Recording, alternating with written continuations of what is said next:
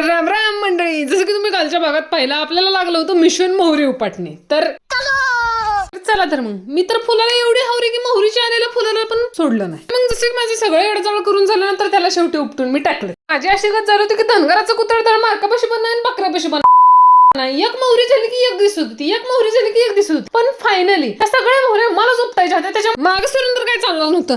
आणि जर एखादी चुकून माकून आईला दिसली असती आणि माझ्याकडनं निसटली असती, देखळात मी का माझ्यात देखळं कळलंच नसतं. आणि ही मोहरी पण माझं कस बघत होती. कधी नव्हत मी रानात आलेली, हिला पण कळल्यामुळे हिनं पण रान आवळून धरलं होतं. पण हिच्याकडून एक शिकायला, पण कितीही मोठं होऊ द्या, पण मातीशी असलेली आपली नाळ कधीही तुटली नाही पाहिजे. मग कुणीही तोडा येऊ दे, पण ही जी नाळ तोडणं मला भाग होतं. कारण पण आता मी पुरातन काळातल्या मानवागत दगडानं तोडायचा प्रयत्न करत होती, पण तेवढा काही कस माझ्यात राहिला नाही. कारण सगळं हायब्रिड बियाणं आल्यामुळे मग मी खुरप कोसभर लांब जाऊन अशा बऱ्याच नाळे अजून बाकी आहेत. भेटू उद्याच्या भाग.